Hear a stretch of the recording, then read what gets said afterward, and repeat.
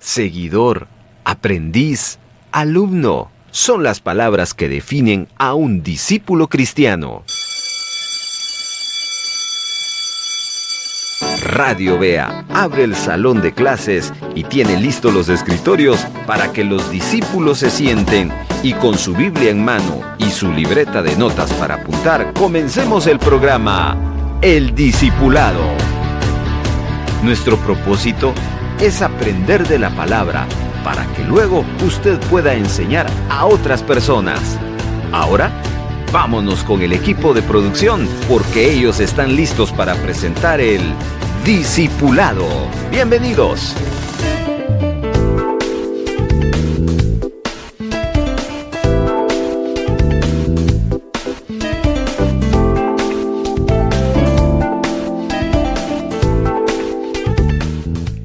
Amigos y amigas, qué bueno poder estar acá con ustedes. Es una alegría, es una bendición y es una muy bonita experiencia la que podemos tener en esta fecha para presentarles el episodio, apúntelo, número 9 de esta tercera temporada. Vamos hoy a abordar otro salmo, porque de eso se trata la tercera temporada en este discipulado que tenemos con el equipo de La Voz Evangélica de América, Radio Bea. Ya llevamos bastantes semanas estudiando juntos la palabra de Dios. Aquí tenemos una interacción de 3 personas, pero si usted quiere unirse a esta interacción, pues sabe que puede utilizar las vías de comunicación. La interacción tiene que ver con el desarrollo de la temática que estamos abordando a lo largo de estos programas. En esta tercera temporada estamos estudiando el libro de los Salmos. Entendiendo los Salmos es el título que hemos puesto a esta tercera temporada y lo vamos a ir desarrollando pues ya avanzando hoy el 9º episodio. Pero quiero dar la oportunidad a continuación a quienes hoy nos están acompañando para compartir con ustedes. Muy buena tarde, muy buenos días, muy buenas noches. Sean bienvenidos todos a aprender acá en Entendiendo los Salmos en nuestro discipulado. Bienvenida. Gracias hermano Carlos, hermana Evelyn, hola a todos, qué gusto que esté con nosotros, listos para aprender más de la palabra de Dios. La semana pasada hemos dado algunas referencias como introducción de algunos datos importantes del libro de los Salmos. Por ejemplo, hablamos de cómo Jesús citó el libro de los Salmos. En el Evangelio de Lucas, textualmente, él refirió a este libro. Pero no solo él, también los apóstoles tuvieron a bien hacer referencia al libro de los Salmos. Entonces, si Esther me ayuda, en Efesios capítulo número 5, vamos a encontrar otro dato de cómo los apóstoles, en este caso el apóstol Pablo, hizo mención en el versículo 19 de Efesios 5 del libro de los Salmos. No olvide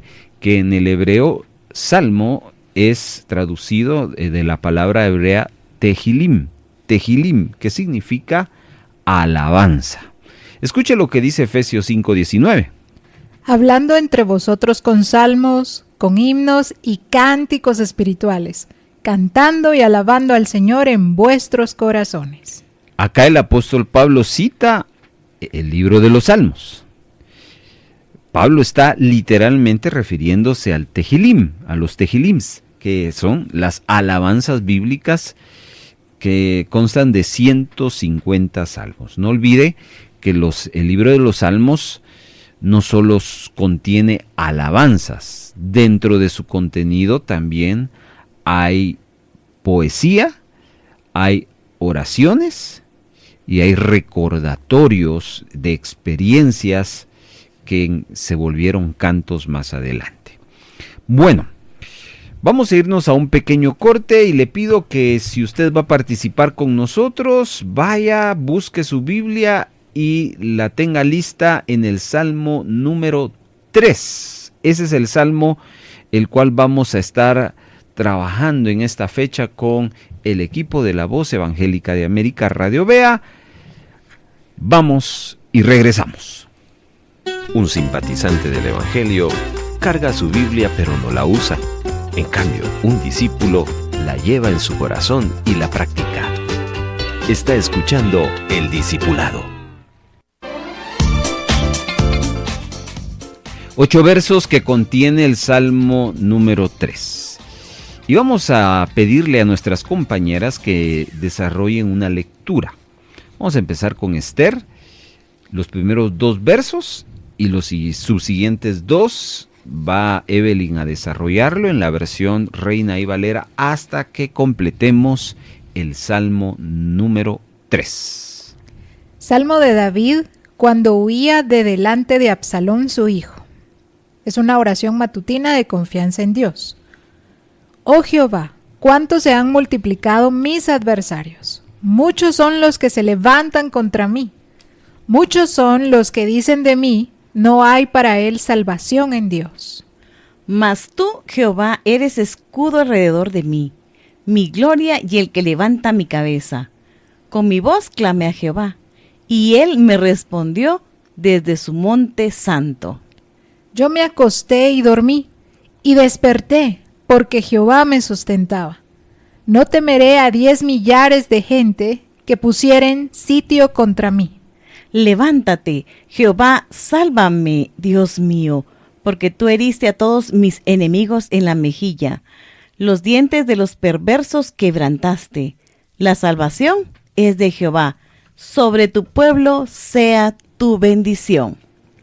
Y viene una palabra allí en hebreo que es Selah.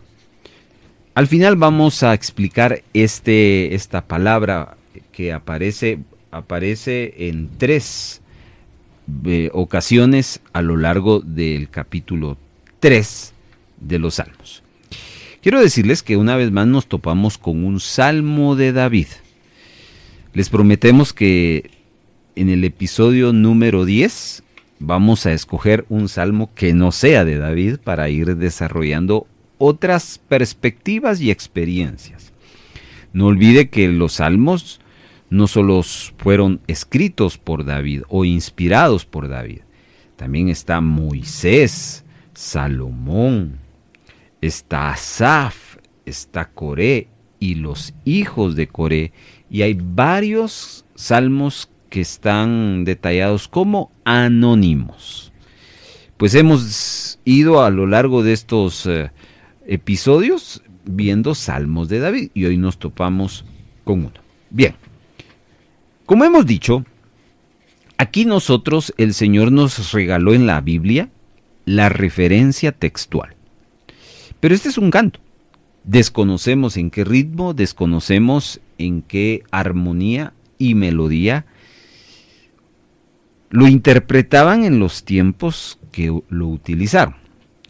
Pero como ahí están en la palabra de Dios y el texto es el que nos enriquece, varios compositores cristianos han tomado la letra de este salmo para hacer cantos. Y vamos a escuchar un par ahí que nuestras compañeras nos han hecho favor de buscar y se los van a compartir. Vamos a empezar ahora con Evelyn y el canto, que nos hable un poquito y alguna referencia textual que ella haya encontrado. Bueno, es un salmo, es un canto de Ebenezer, Honduras. ¿Sí? Es textual, con un buen ritmo.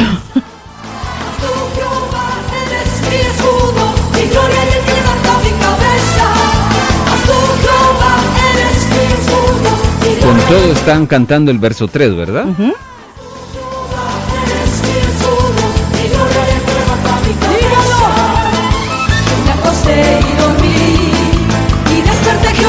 Ahora es el verso 5 el que están citando.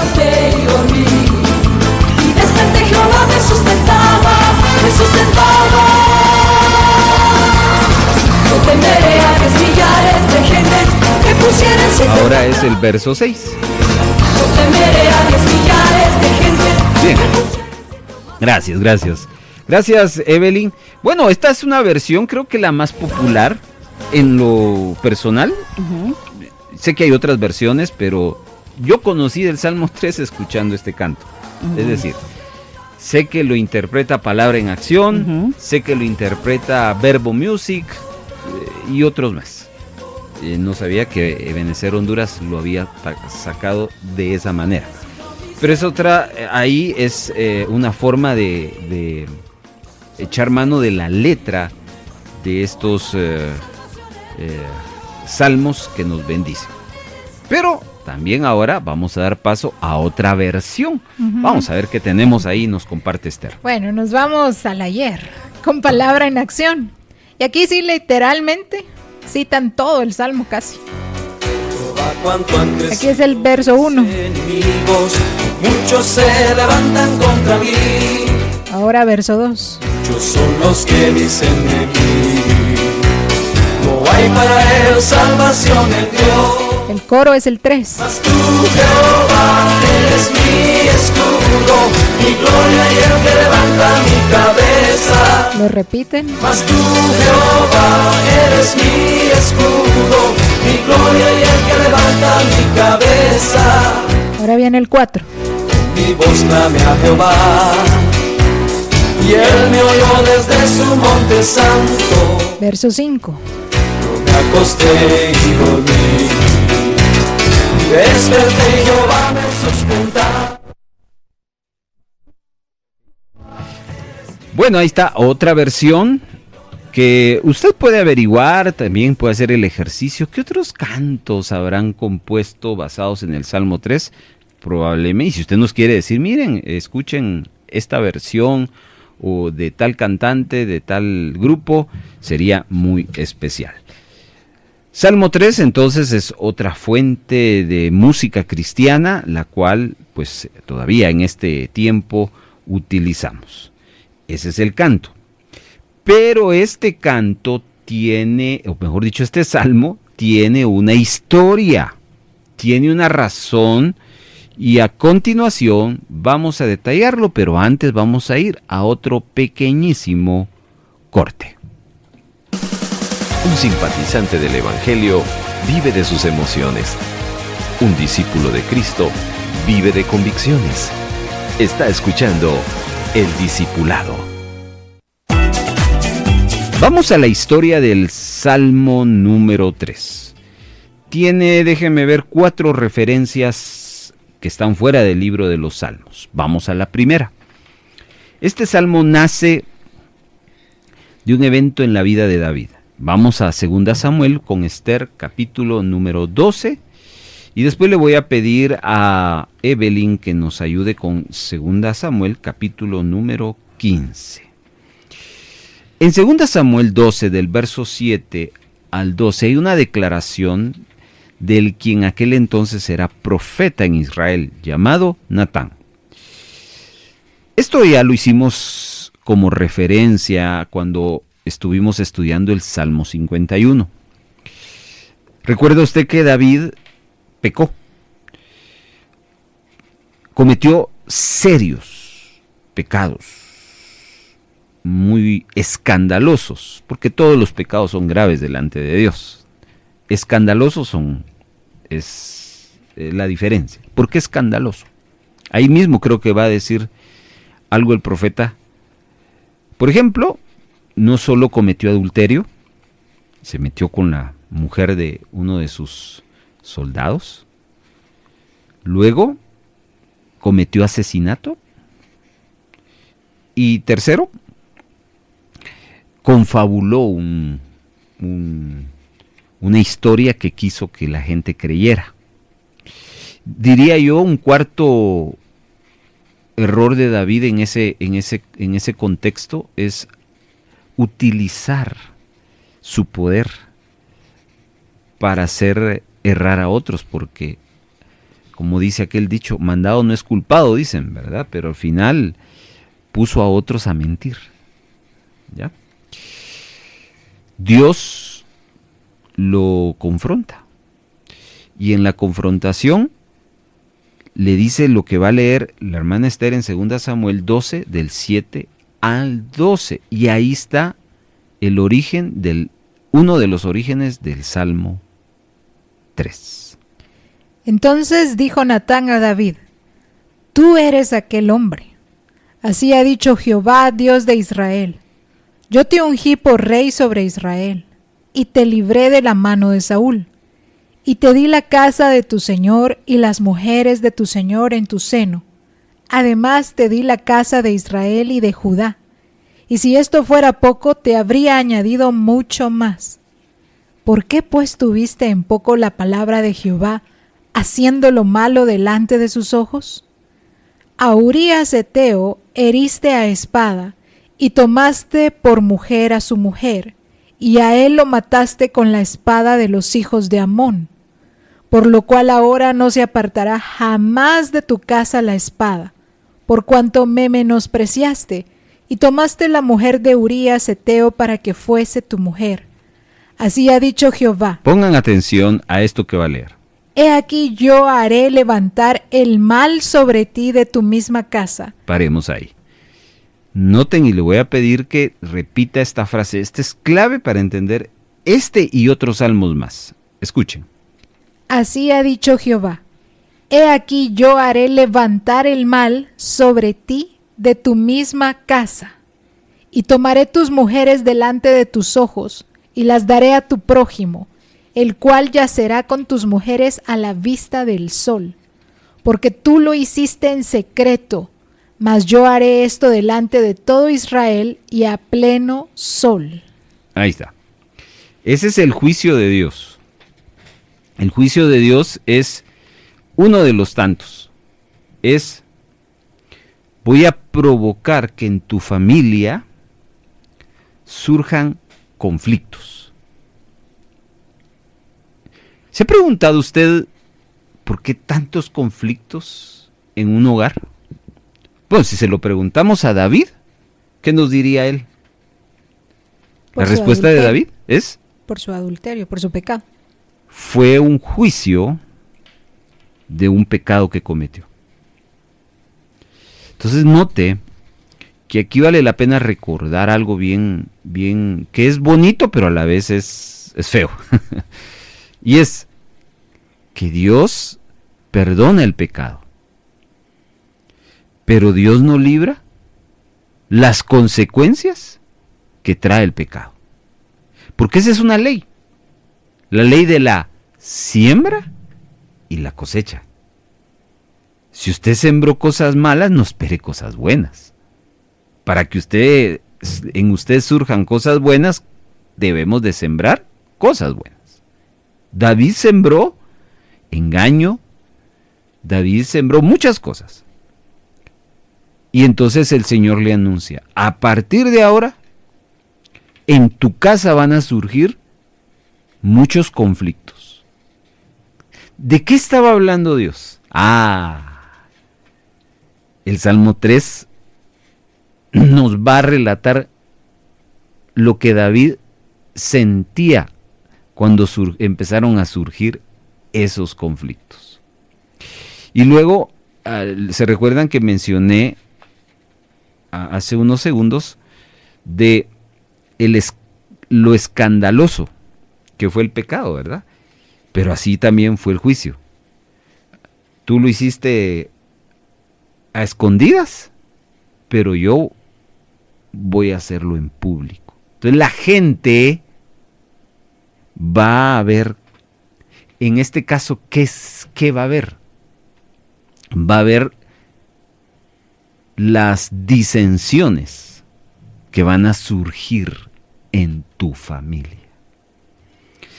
Ahí empieza el canto. David no estaba pensando en escribir el Salmo 3. Años más tarde surge el siguiente problema. Vamos a 2 Samuel, capítulo número 15, versos 1 al 6. Evelyn. Aconteció después de esto que Absalón se hizo de carros y caballos, y 50 hombres que corriesen delante de él. Y se levantaba Absalón de mañana y se ponía a un lado del camino junto a la puerta.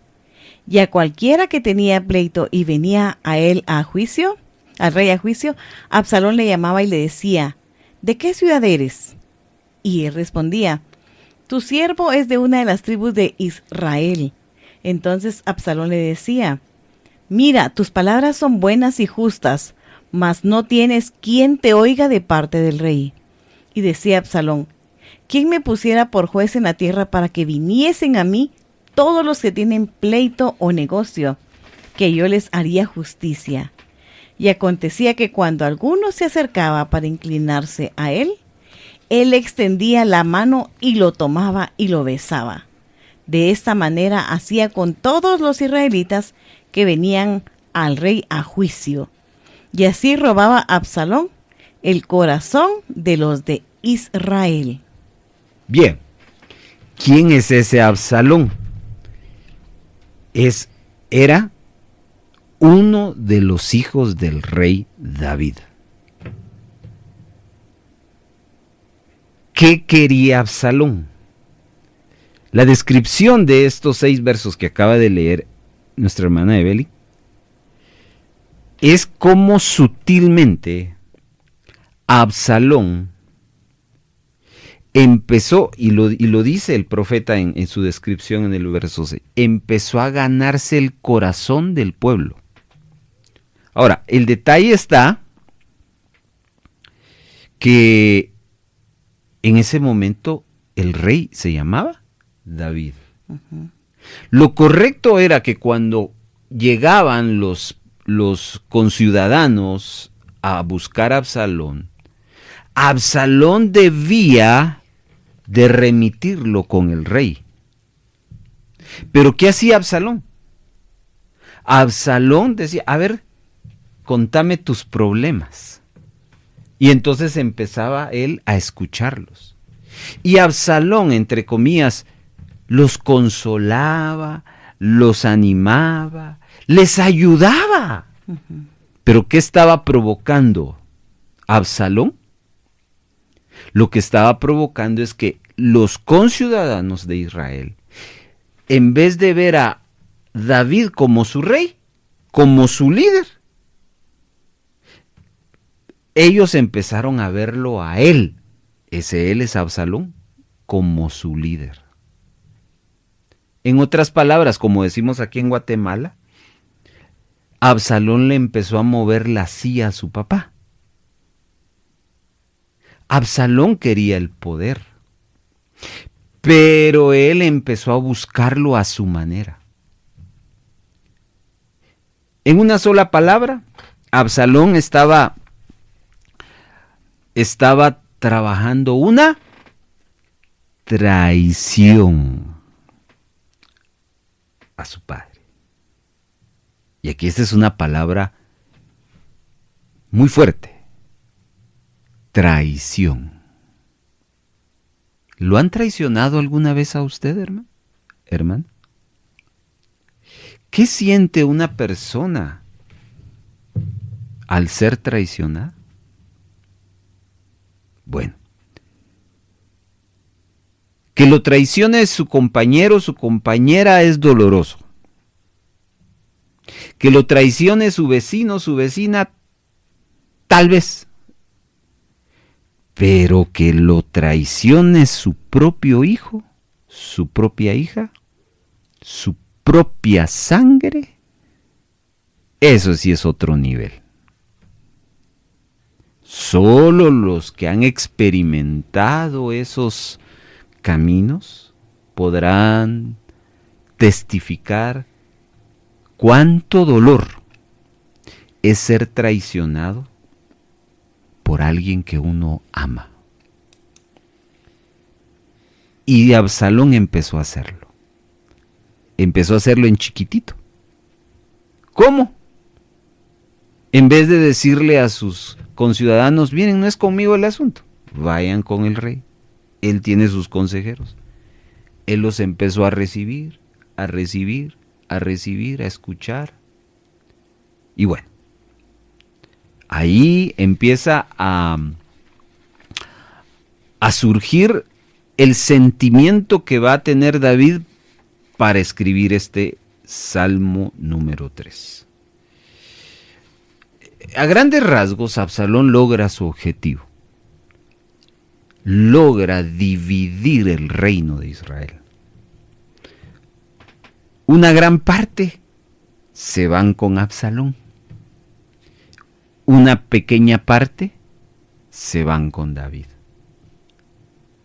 Escuchen lo que ahora el pasaje de 2 Samuel, capítulo número 15, nos va a narrar. Bueno, ahí hay una, del verso 14 al 30, la reacción del rey David cuando él se entera de que su hijo le ha hecho la camita, lo ha traicionado como su padre, pero sobre todo como su hijo, pero sobre todo como su rey. Escuchemos 2 Samuel 15, verso 14 al 30. Entonces David dijo a todos sus siervos que estaban con él en Jerusalén: levantaos y huyamos, porque no podremos escapar delante de Absalón. Daos prisa a partir, no sea que apresurándose él nos alcance y arroje el mal sobre nosotros y hiera la ciudad a filo de espada. Y los siervos del rey dijeron al rey: he aquí tus siervos están listos a todo lo que nuestro señor el rey decida. El rey entonces salió con toda su familia en pos de él, y dejó el rey 10 mujeres concubinas para que guardasen la casa. Salió pues el rey con todo el pueblo que le seguía, y se detuvieron en un lugar distante. Todos sus siervos pasaban a su lado, con todos los cereteos y peleteos, y todos los geteos, 600 hombres que habían venido a pie desde Gat, iban delante del rey. Y dijo el rey Itai, geteo: ¿para qué vienes tú también con nosotros? Vuélvete y quédate con el rey, porque tú eres extranjero y desterrado también de tu lugar. Ayer viniste, ¿y he de hacer hoy que te muevas para ir con nosotros? En cuanto a mí, yo iré a donde pueda ir. Tú vuélvete, y haz volver a tus hermanos, y Jehová te muestre amor permanente y fidelidad. Y respondió Itai el rey diciendo: vive Dios y vive mi señor el rey, que o para muerte o para vida, donde mi señor el rey estuviere, allí estará también tu siervo. Entonces David dijo a Itai: ve pues y pasa. Y pasó Itai geteo, y todos sus hombres y toda su familia. Y todo el país lloró en alta voz. Pasó luego toda la gente el torrente de Cedrón. Asimismo pasó el rey y todo el pueblo pasó al camino que va al desierto. Y he aquí también iba Sadoc, y con él todos los levitas que llevaban el arca del pacto de Dios. Y asentaron el arca del pacto de Dios. Y subió Abiatar, después que todo el pueblo hubo acabado de salir de la ciudad. Pero dijo el rey a Sadoc: vuelve el arca de Dios a la ciudad. Si yo hallare gracia ante los ojos de Jehová, él hará que vuelva y me dejará verla y a su tabernáculo. Y si dijere: no me complazco en ti, aquí estoy, haga de mí lo que bien le pareciere. Dijo además el rey al sacerdote Sadoc: ¿no eres tú el vidente? Vuelve en paz a la ciudad, y con vosotros vuestros 2 hijos, Ahimaas tu hijo, y Jonathan, hijo de Abiatar. Mirad que yo me detendré en los vados del desierto hasta que venga respuesta de vosotros que me dé aviso. Entonces Sadoc y Abiatar volvieron el arca de Dios a Jerusalén y se quedaron allá. Y David subió la cuesta de los olivos, y la subió llorando, llevando la cabeza cubierta y los pies descalzos. También todo el pueblo que tenía consigo cubrió cada uno su cabeza, e iban llorando mientras subían. Bien. Esta última expresión del verso 30, si no estoy mal, creo que describe no solo a un pueblo que tuvo que dejar su casa, sus pertenencias, sino a un David que tuvo que dejar su trono. Cuando Esther describía los primeros versos del 14, 15, 16, por ahí, obviamente David tuvo gente leal. Dentro de sus gentes leales estaban sus generales. Y uno de sus generales le dijo, estamos listos para enfrentar lo que haya que enfrentar. ¿Qué hizo David? No quiso enfrentar a su hijo, sino prefirió huir. Cualquiera puede decir qué buen padre fue David. Pero uno tiene que tener el panorama completo. David simplemente no quiso corregir a un hijo rebelde. Y aún la corrección como rey implicaba inclusive capturarlo, meterlo preso o hasta matarlo. Pero David quiso evitar eso. Y entonces puso a sufrir al pueblo. ¿Y cómo iba el pueblo? Llorando. Donde iba David, no lo recibían. ¿Ya? Miren qué precariedades las que está pasando el rey David por un hijo que se le rebeló, por un hijo que lo traicionó, que le quitó el reino, que le quitó el trono, ¿ya? Y ahora él tiene que estar huyendo porque, como decimos acá en Guatemala, no se amarró bien los pantalones como rey que era, y no digamos como padre, sino prefirió evitar la confrontación. Ahora, todo eso se interconecta con 2 Samuel 12, lo que leyó Esther, lo leyó Esther. Natán le dijo, vas a tener conflictos familiares y toda la gente se va a dar cuenta. Miren, si yo les pregunto a mis hermanas y mis hermanas me preguntan a mí, hermano Carlos, ¿usted tiene conflictos familiares? Todos tenemos conflictos familiares. ¿Ya? Pero eso solo nosotros, Dios y la almohada lo sabemos. Pero David no ocurrió eso. En David, o con David, todos se enteraron de sus problemas familiares. ¿Y qué siente una persona cuando el vecino ya sabe lo que está pasando en la casa? Aparte de que uno se enoja, se molesta, uno tiene vergüenza.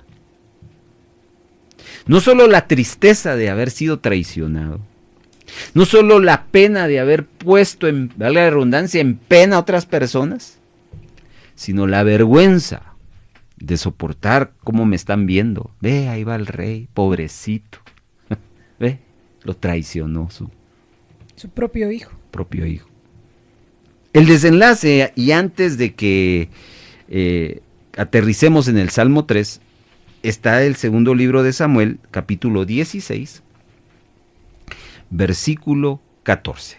Leamos aquí con Evelyn, escuchemos y vamos a cerrar esta historia del canto. Y el rey y todo el pueblo que con él estaba llegaron fatigados y descansaron allí. Como habían caminado, estaban cansados. Y ellos hicieron un momento se detuvieron en su cansancio. David escribe este salmo.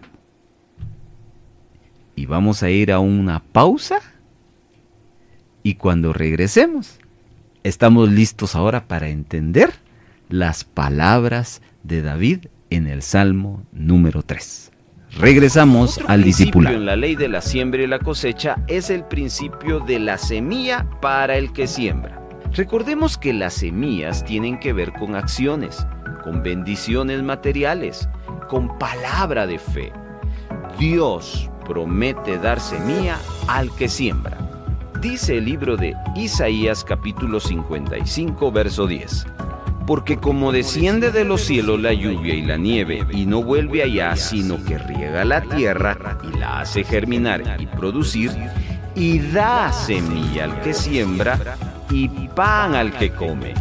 En 2 Corintios 9, del 5 al 12, es un pasaje paralelo al que acaba usted de escuchar de Isaías, donde nos muestra que la semilla de la cual habla en Isaías 55 tiene que ver con sembrar en el reino de los cielos, ya que en el contexto de esta escritura es sobre las ofrendas y la generosidad de los hermanos en Corinto.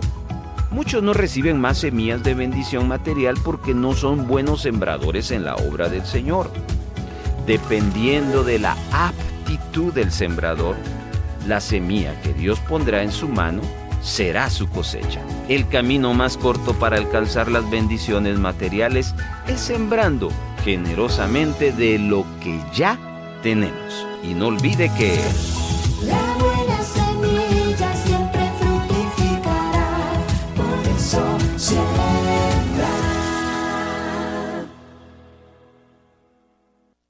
¿ya tiene en su dispositivo móvil nuestra aplicación Radio Vea AM? Si no, descárguela ahora mismo. Lo único que tiene que hacer es escribirnos a nuestro WhatsApp 4235 7457 y enviar la palabra app. Y de vuelta le enviaremos un enlace donde con tan solo oprimirlo instalará en su dispositivo esta aplicación.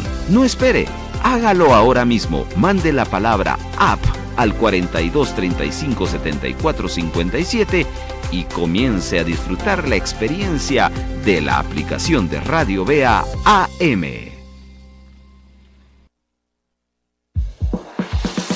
Un simpatizante del Evangelio responde al llamado, tal vez otro día. Un discípulo de Cristo responde al llamado, heme aquí, envíame a mí. Sigamos escuchando El Discipulado.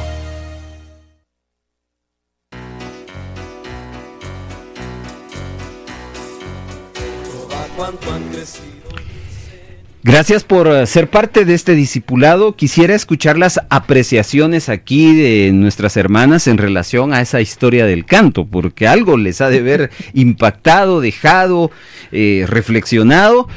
Y usted se prepara, por favor, para ir al Salmo 3, porque ahora nos vamos a detener en observar algunos puntos que David escribe a lo largo de estos 8 versículos. A ver, Esther, ¿qué te deja esta historia del canto para recordar ahí o reforzar el sentimiento de David al escribir este salmo?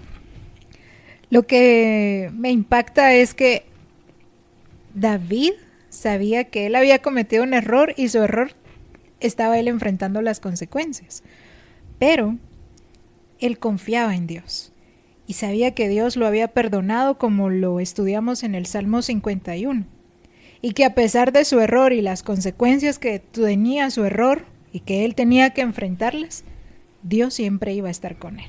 Y el Salmo 3 nos va a mostrar más detalladamente lo que Esther nos está refiriendo, y cosas bien bonitas vamos a aprender. A ver, en el caso de Evelyn, que la vi bien así concentrada en esta primera parte en la historia del canto. Sí, me impacta que era más fácil corregir, como decimos, o hablar con su hijo, ¿verdad? A que los demás del pueblo padecieran juntamente con David. Eso me impactó porque a veces eso es lo que hacemos, ¿verdad? En lugar de corregir las cosas pequeñas, dejamos que todo crezca. Y se hace mucho más grande tal vez el problema, la situación que vivimos, en lugar de enfrentar algo tan pequeño, como en este caso era su hijo. Bueno, y una buena parte de su reino, porque su hijo se encargó de poner en contra Exacto. de su padre el resto del reino. Yo sí te atiendo, él no. Yo sí te comprendo, él no. Yo sí te quiero, él no. Entonces todo el pueblo se dejó influenciar por alguien que lo único quería, que buscaba era una posición, mas no un servicio, un beneficio al pueblo. Y ojo, para los que están en el liderazgo, ¿para qué queremos ser líderes? ¿Qué nos motiva a ser líderes? Si le preguntábamos eso a Salomón, a Absalón, Absalón no buscaba el bienestar del pueblo. Él lo que quería era un título. Él lo que quería era que le sirviera. Y entonces tomó una estrategia que le funcionó para llegar a ser rey. Y se convirtió en rey de un reino dividido. No era por amor Al pueblo. al pueblo, sino que por amor a un reinado. Claro, ni siquiera al amor a Dios, ¿verdad? Ujú. Ok, qué tristeza la de David, de verdad. David pensaba, como dijo Esther, en el pecado. Corrijo algo, me equivoqué ahorita en mencionar algo. No pensaba en el pecado, porque el pecado ya había sido perdonado. Pensaba en las consecuencias del pecado, eso es muy distinto. ¿Ya? Pero también pensaba en su hijo, porque nunca lo corrigió. Cuando tuvo que haberlo confrontado, cuando tuvo que haberlo corregido, pues fue flojo en ese aspecto. Y eso entristeció su corazón. De acordarse de todo por aquel día que tenía que ir a la guerra y quise quedarme y vi aquella mujer. Y después todo por no haberlo corregido. Una gran tristeza. Y ahí escribe el Salmo 3. Vamos al Salmo 3 entonces y vamos a ver 4 cosas aquí rápidamente. Primero, lo que vamos a ver es un recuento de los hechos. Es decir, a esas alturas David había hecho un análisis en su corazón de lo que estaba pasando. Versos 1 y 2 no lo va a ver. Después vamos a ver cómo él se autoconsuela. Ya ustedes van a entender por qué estoy utilizando esta expresión de autoconsuelo o autoministra a él mismo. Versos 3 y 4. Luego, David va a declarar su confianza en Dios. Versos 5 al 7. ¿Qué es lo que Esther nos hacía referencia de cómo en medio de eso Dios no lo dejó? Claro, no lo dejó porque él acude a Dios. ¿Ya? Y luego viene en el verso último algo que es poderoso en la vida de aquel que lo practica, la gratitud. Y entonces vamos a ir punto por punto. Vamos al primer punto, el recuento o qué es lo que está pasando en esta situación. ¿Qué está pasando? Mire, versos 1 y 2, si lo leemos, Esther, del Salmo 3, hay algo elemental si nosotros queremos encontrar paz en nuestro corazón. Y es primero pensar, ¿qué es lo que tengo? Porque a veces es increíble que no sabemos qué es lo que tenemos, ¿verdad? ¿Será que es algo real lo que estoy sintiendo? ¿O son mis emociones o son mis sentimientos los que me están jugando una mala pasada y entonces estoy sufriendo por gusto? Eso suele pasar en los seres humanos. Los hombres y las mujeres somos en algún momento muy emotivos y entonces estamos sufriendo por algo que no es real. A veces pensamos que no nos quieren o no nos aceptan cuando sí, pero ¿por qué actuamos así? Porque dejamos que nuestros sentimientos nos dirijan, nos gobiernen. Y esos, ¿quiénes son esos? Los sentimientos son bien traicioneros. Entonces escuche lo que va a expresar David en este recuento. Versos 1 y 2. Oh Jehová, cuánto se han multiplicado mis adversarios. Muchos son los que se levantan contra mí. Muchos son los que dicen de mí, no hay para él salvación en Dios. Aquí hay 3 expresiones a lo largo de estos 2 versos que van a demostrar lo que David está sintiendo en su corazón. Número 1, él habla de sus adversarios. ¿Cuántos adversarios hay según el verso 1? Evelyn. Muchos. Muchos. ¿Cuántos se han multiplicado? Ajá, muchos, dice. Son los que se levantan. En el factor matemático, ¿qué es más? ¿La suma o la multiplicación? Multiplicación. Claro.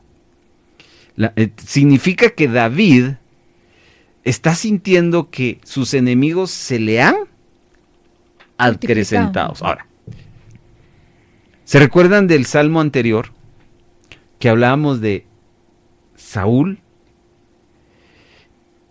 los benjaminitas, una tribu que se oponía al reinado de David? David tenía el máximo apoyo, tenía 11 tribus a su favor, solo una tribu estaba en contra, pero ahora estaba al revés. Solo era una tribu a su favor y las demás en contra, que era el buen trabajo que había hecho su hijo Absalón. ¿Tiene sentido entonces, David, de decir, se han multiplicado mis adversarios? Claro, David no está imaginándose, él lo está viendo. La poca gente que iba con él era pequeña o poca en comparación con los que se habían quedado en la ciudad. Luego ellos se van a buscar refugio a un par de ciudades. ¿Y cómo lo reciben? ¿Cómo lo recibieron? Lo leyó Esther. No, aquí no tienes, vete. No lo quisieron ayudar porque eran sus enemigos, era lógico. Lo rechazaron. Lo rechazaron. Por eso es que David tiene que ir buscando un lugar quien lo reciba. Por eso es que tiene el razón cuando dice, se han multiplicado mis adversarios y muchos son los que se levantan contra mí. ¿Tenía razón David de sentir eso? Sí. Pero el dolor era más fuerte. ¿Por qué? Porque su adversario en ese momento, más acérrimo, ¿de quién se trataba? De su hijo. De su hijo. Su propio hijo, el que lo creó, el que lo abrazó. Hablo de David con Absalón. ¿Ya? Tal vez David haber dicho, vas a ser rey, pero no en esos términos. Uh-huh. Él estaba sufriendo. ¿Y qué decían los enemigos de David? Final del verso 2, Esther. Muchos son los que dicen de mí, no hay para él salvación en Dios. La gente, en vez de alentar a David, la gente en vez de decir, David, vas a salir de esta. David, Dios te va a ayudar, Dios te va a bendecir, te va a devolver el trono porque tú eres el rey. ¿Qué es lo que le decía a la gente? De esta no salís. ¿Ya? Dios, ojo con lo que voy a decir. No hay para él, ¿qué cosa? ¿Salvación de quién? En Dios. En Dios. Mucha gente dudaba del rey David. ¿Saben qué me atrevo a decir? Esto no lo dice la Biblia, esto es una conclusión personal. Pero esos que decían, no hay para él salvación en Dios, era porque ellos creían esto. Esto es cosecha de su pecado. Eso es juicio de Dios. Incluso le podrían decir hasta se lo merece. Se lo merece. A eso quería llegar. Y en este tiempo hay gente así.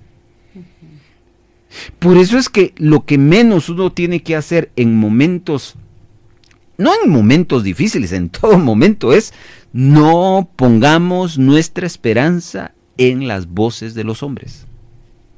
Porque si esperamos en los hombres, así pagan. Cuando queremos que nos motiven, nos desmotivan. Cuando queremos que ellos nos ayuden, nos cierran las puertas. Y muchas veces nos van a juzgar, como a David. ¿Eso te lo mereces? ¿Qué esperabas después de que hiciste lo que hiciste? ¿Qué puedes esperar? Ese es el recuento que hace David. Un recuento emocional muy fuerte, un sentir bastante extremo de dolor y de desesperanza. Versos 1 y versos 2. Ahora, versos 3 y 4 va a venir un autoconsuelo, pero ese autoconsuelo no es como lo que hoy en día los psicólogos o la psicología nos propone de tú puedes, lo vas a lograr, eres un campeón, eres una campeona, confiesa. No, cuidado con la psicología. Esto que vamos a ver, versos 3 y verso 4, tiene ese autoconsuelo que David propone. No viene de él, viene de Dios. Verso número 3, Evelyn. Mas tú, Jehová, eres escudo alrededor de mí, mi gloria y el que levanta mi cabeza. Quiero que usted note que eso no se lo está diciendo Dios. Eso no se lo está diciendo Sadoc, el sacerdote, ni se lo está diciendo el profeta X ni el profeta Y. ¿Quién lo está diciendo? David mismo. Eso se llama una autoministración. Esa es una práctica que deberíamos nosotros de retomar en nuestra vida. Si nosotros nos atreviéramos a ir a la palabra, a creer en ella y empezar a decir, esto dice la palabra de mí y yo lo creo, entonces viene la esperanza y esa incredulidad o ese sentimiento de desesperanza empieza a irse, a desvanecerse y empieza a surgir la esperanza, la fe, y eso es lo que va a pasar con David. Pero note, él no fue a buscar a su pastor, diríamos en nuestros tiempos. Él no fue a buscar al profeta para que le profetizaran, deme una palabra. Él no fue a las redes sociales para ver qué leer, no, él sabía. Y él va, por eso hablo de un autoconsuelo en virtud de Dios. Y entonces él dice que Dios es un escudo protector. Y eso es algo que es bien interesante, porque la palabra escudo, fíjense, la palabra escudo viene de una palabra hebrea que es magén. ¿Y saben qué significa? ¿Cómo es la palabra? Magén. Magén significa escamas de cocodrilo. Yo me puse a pensar, ¿y qué tiene que ver esto con escudo? Y sí, después entendí. Yo creo que Aster ya entendió. Sí, porque la piel más dura e impenetrable es la del cocodrilo. Entonces, sí, ¿qué es lo que estaba diciendo David cuando dijo, tú eres escudo protector? Es que si Dios está conmigo, nada me va a pasar. Aunque quieran venir en contra de mi vida, todos, hasta mi propio hijo, nada me va a pasar. Luego, dice la segunda parte, Evelyn, del verso 3. Mi gloria y el que levanta mi cabeza. Viene otra palabra importante. Primero la palabra escudo, pero después David cita la palabra gloria, que es una palabra hebrea que es kabod, que significa, escuchen, esto es lindo, verdadero valor. Déjenme leer lo que yo investigué de esta palabra kabod, porque muchos de primera mano hemos solido investigar esta palabra en base a la gloria de Dios. Tú eres mi gloria, tú eres mi kabod. Pero me gustó este comentario que investigué. Gloria es lo que distingue a una persona, lo que hace sentir valiosa, aquello que le confiere dignidad. Entonces, escuche, la idea de este pasaje es que una persona se le está arrebatando su dignidad, oprimiéndola y burlándose de ella. ¿Se recuerdan? Lo que les dije, que muy probablemente a David su propio pueblo le estaba señalando su antiguo pecado. Le recriminaban. Le recriminaba. Cuando alguien hace eso con otra persona, le está robando su dignidad. Por eso el apóstol Pablo nos exhorta a los cristianos diciéndoles, si alguno fuere sorprendido en algún error, ¿qué hay que hacer? Ir a señalarlo, ir a juzgarlo, ir a acusarlo con el pastor.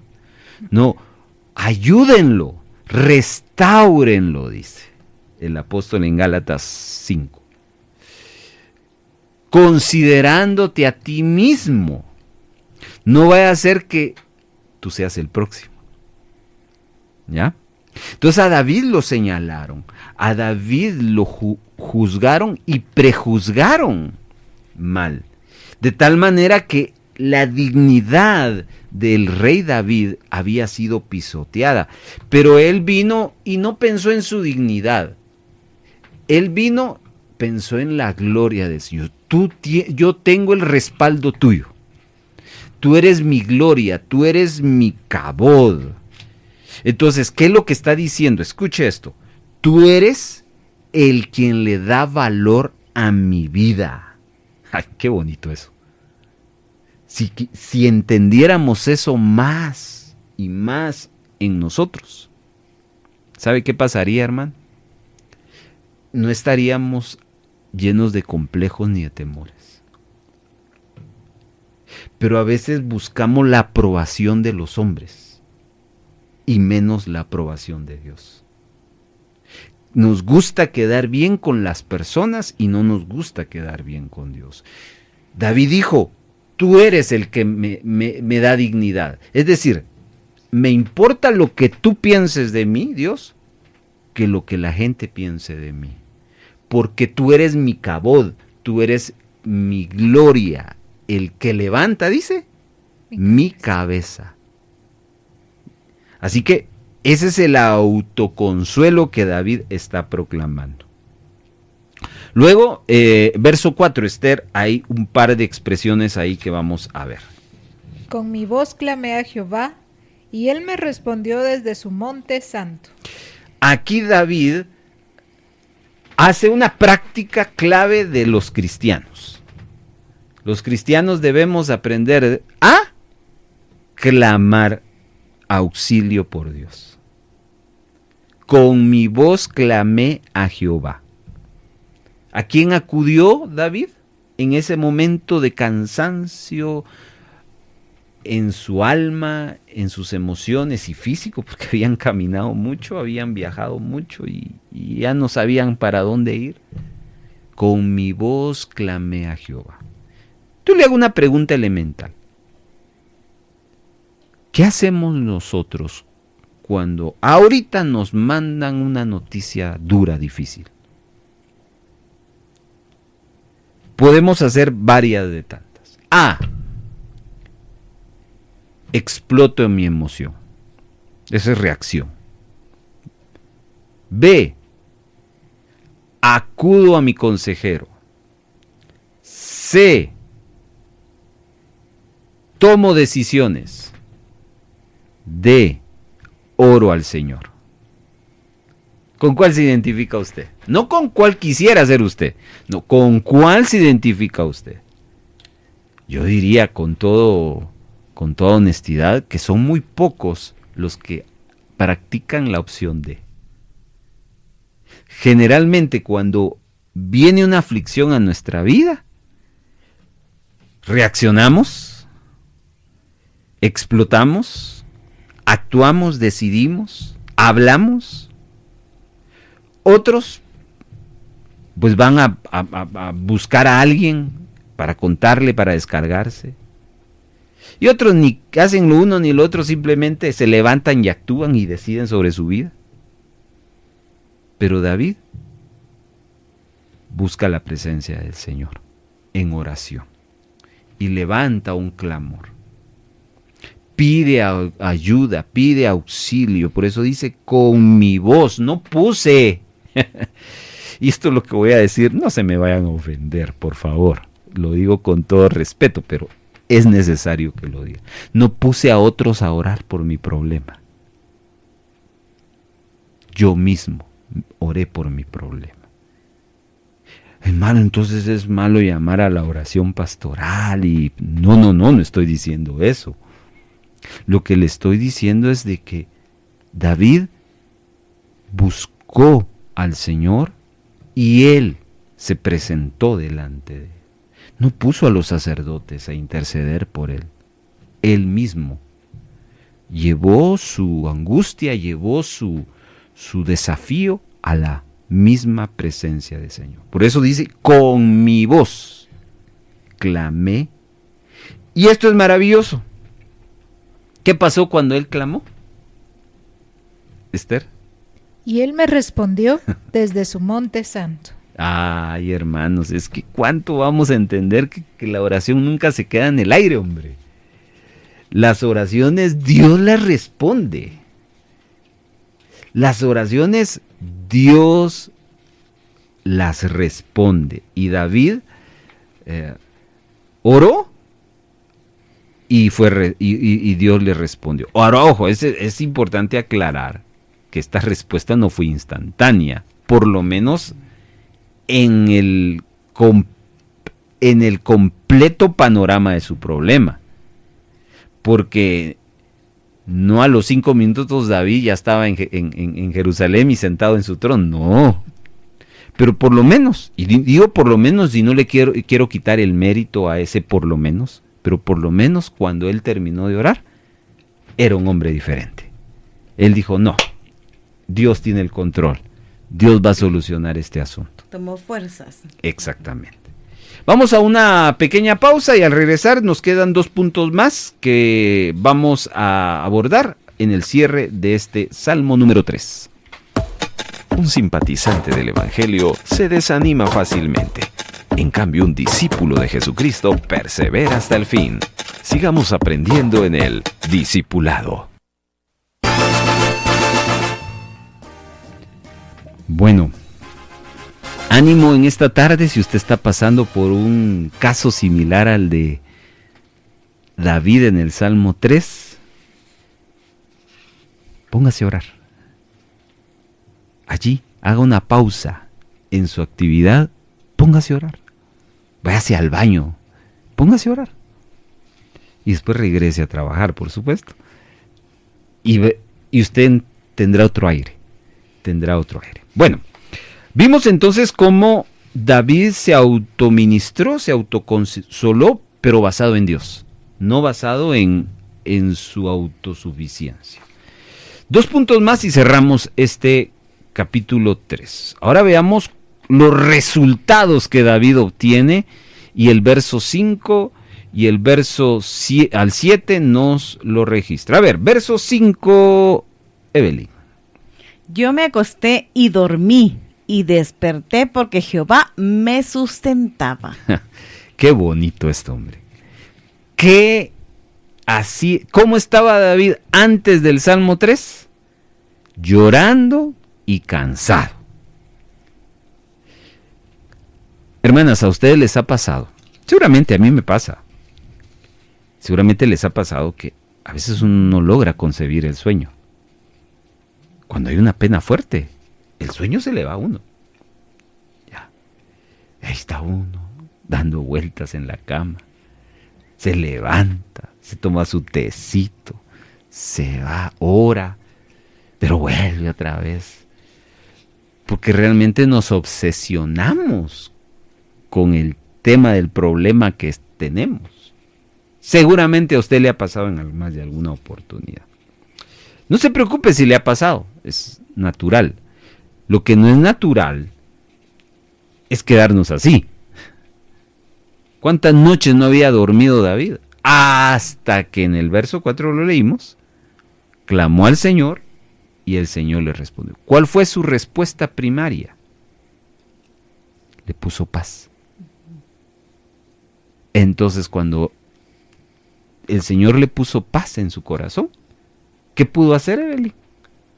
Dormir. Yo me acosté y dormí. ¿Cuántas noches usted y yo no hemos podido dormir? Aquí está el secreto. No es el té de tilo. El secreto es la presencia de Dios. Y el Señor le sustentaba. Es decir, le renovaba. Le hacía que su confianza, y eso hacía que él pudiera dormir. Así que ese pasaje subráyelo porque es pasaje anti-insomnio. Verso número 5 de Salmo número 3. Entonces, la paz, escuche, aquí el Salmo no dice, ni la historia dice que en ese momento Absalón vino y se puso de rodillas con su padre. Padre, perdón, por el hijo pródigo. No, el otro seguía allá usurpando el trono. Pero entonces, ¿cómo es que David cambió su atmósfera? Repito, la presencia de Dios. Y no me voy a cansar de decirles, Dios opera de adentro para afuera, no de afuera para adentro. Así que ese es el primer resultado de confiar en el Señor. La paz que elimina la preocupación. La primera frase, Esther, del verso 6, viene algo importante que también es el resultado de confiar en el Señor. No temeré a 10 millares de gente que pusieren sitio contra mí. Aparte de que David puede estar tranquilo, a David le viene algo que en esos días, en esas semanas, se le ha ido, y es el valor. ¿Quién iba a pensarlo? El hombre que se enfrentó al gigante y ahora está huyendo. Huyó de Saúl no por cobardía o por miedo, sino huyó por respeto. Pero aquí sí está huyendo de su hijo porque conocía que este Absalón era de armas tomar. Entonces, ¿cómo se explica usted de que David pudo enfrentar a un gigante, pudo enfrentar a osos, a leones, y no puede corregir a su hijo? Algo pasó. Se le fue el valor. Pero aquí en el verso 6 hay una declaración como resultado de poner su confianza en el Señor, y es: no temeré, no temeré, haré lo que tenga que hacer porque tú estás conmigo. Bien, verso 7, viene otro resultado. Evelyn. Levántate, Jehová, sálvame, Dios mío, porque tú heriste a todos mis enemigos en la mejilla. Los dientes de los perversos quebrantaste. Aquí hay un clamor por salvación, un clamor por justicia. ¿Ya? Ahí ya cambia su oración. ¿Ya? La oración del verso 4 es un clamor de auxilio, pero un auxilio interno. Mire qué lindo eso. Verso 4 nos revela la necesidad interior, falta de paz, de quietud, de confianza. Pero en el verso 7 su clamor es ya no por lo interior. Su clamor es por lo que está sucediendo en su entorno. Resulta ser que tiene a su hijo dirigiendo a una gran parte de su propio ejército que están buscando para matarle. Razón tenía de decir: sálvame. Y está pidiendo juicio. ¿Ya? Juicio porque él no quería ser el que declarara juicio, justicia, sino es Dios el único que puede hacer verdadera justicia. Y eso nos recuerda ese pasaje tan célebre de que la venganza no debe ser nuestra. Mía es la venganza, dice el Señor. Yo pagaré. No hay alguien más justo en la venganza que Dios. Nosotros ni eso podemos hacer, ni vengarnos podemos hacer, porque nos pasamos. ¿Ya? Nos pasamos. Y entonces esa es la confianza de David revelada aquí en estos 3 versos, 5, 6 y 7. La paz que elimina la preocupación, el valor que recupera en decir no temeré, y el clamor de salvación y justicia por lo que está pasando. Porque en cierta medida es injusto que como rey él esté en esa condición. Y todavía pide justicia porque él no está solo. Hay muchos de su familia que están con él y los miembros de las familias de la gente leal que están sufriendo a causa de esta situación. Muy bien. ¿Cómo cambia el panorama de David, verdad? Y cerramos este salmo con el verso 8, Esther. La salvación es de Jehová, sobre tu pueblo sea tu bendición. 2 cosas aquí que quiero destacar en cuanto a la gratitud. Aquí a él ya no se enfoca ni en sus sentimientos, ya no se enfoca en lo que está pasando en Israel, en Jerusalén, a su alrededor. Aquí su enfoque es Dios. Y dice, Dios me dará la victoria. ¿Ya?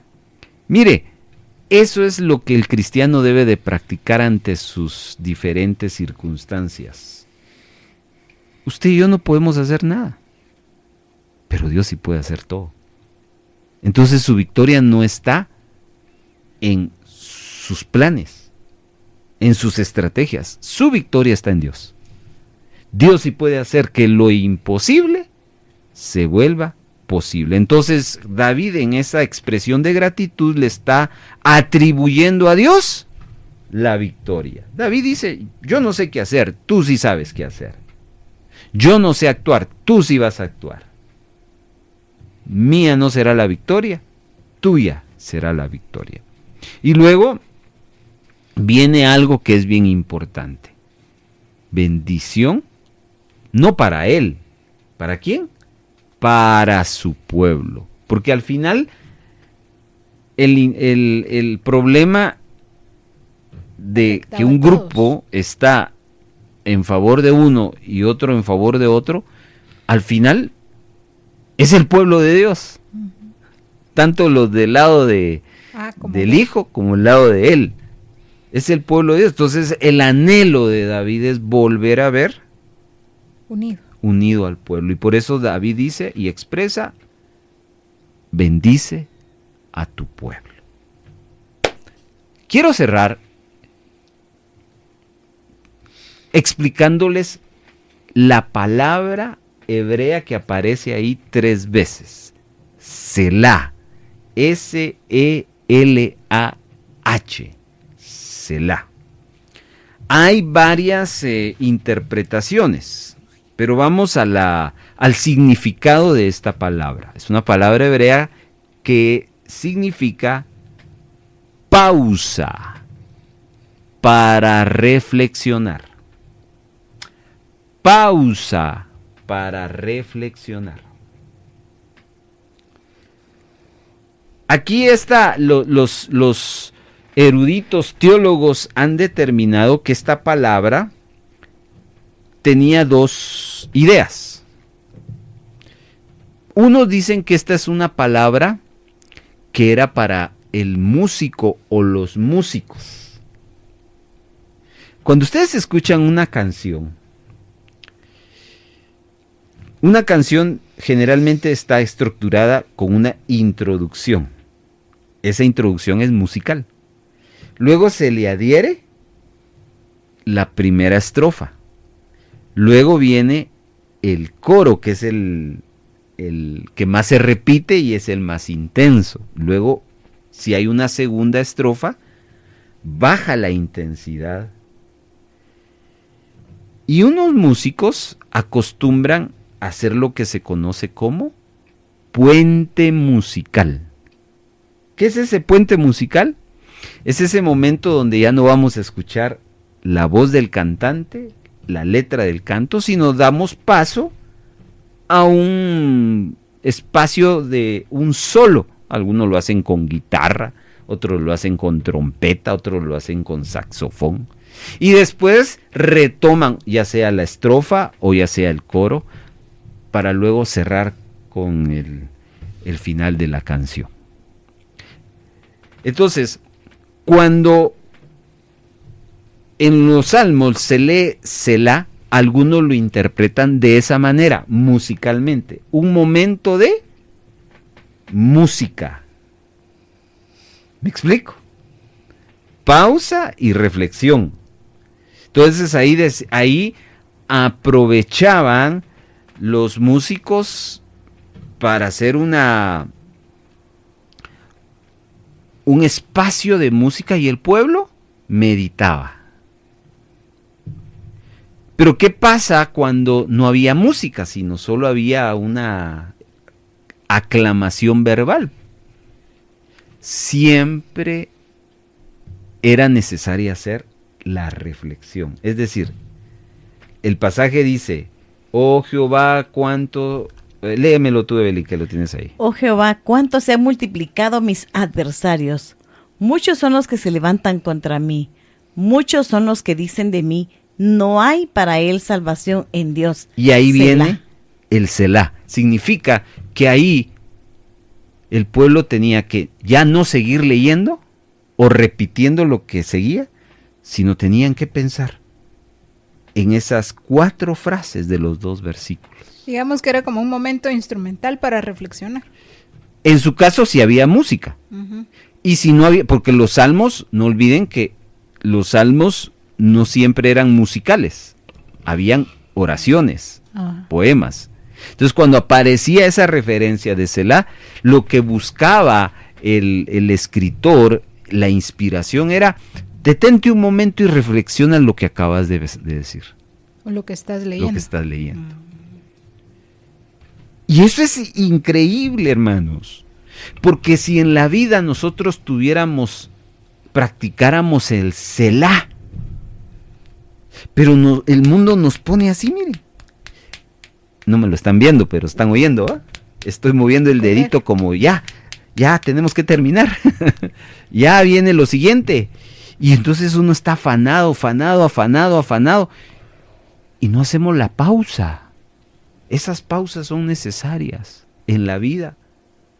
Porque si no hacemos pausa, ¿de dónde vamos a reflexionar si lo que estamos haciendo está en la vía correcta o tomamos un camino incorrecto?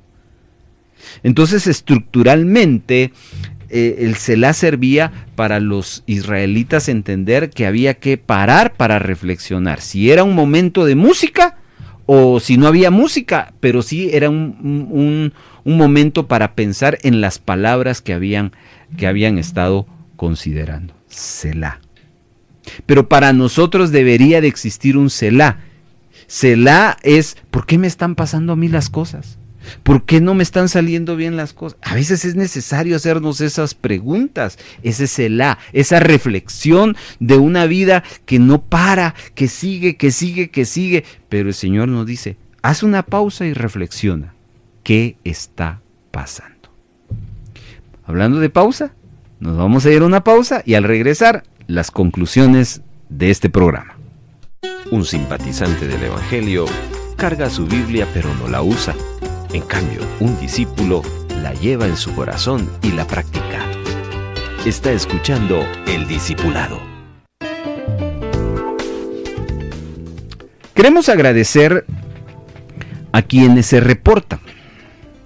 No vamos a mencionar nombres porque el programa no está para eso, pero sí hay gratitud en el equipo de Radio Vea, no solo por los que se reportan en el programa en vivo, sino por quienes le dan like o comentan en los programas que aparecen en las redes sociales. De hecho, los días viernes se suben los programas a las redes sociales. Busque el programa anterior en la red social de YouTube y en la red social de Facebook, y ahí usted va a repasar lo del Salmo 133. Este Salmo 3, espérelo la próxima semana, el día viernes ahí va a subir. ¿Qué aprendieron, mis amadas hermanas? A ver, ¿quién quiere empezar para cerrar? Debemos practicar la oración porque eso nos va a ayudar más a confiar en Dios. Y hablábamos ahorita de hacer una pausa. Eso nos va a ayudar incluso en nuestra vida diaria por salud. Pero en lo espiritual nos va a ayudar a reflexionar qué estamos haciendo, ¿verdad? Qué camino estamos siguiendo.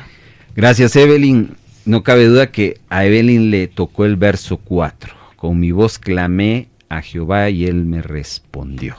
A ver, escuchemos a Esther.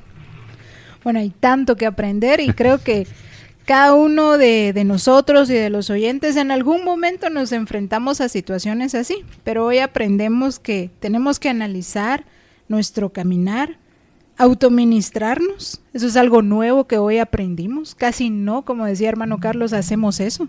Siempre pedimos ministreme, óreme, ya, pero qué lindo es tomarse un tiempo, ¿verdad? Entrar a nuestra habitación y autoministrarnos y decirle al Señor, Señor, mi confianza está en ti.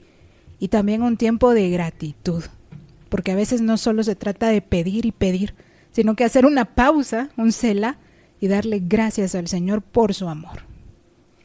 Gracias, Esther.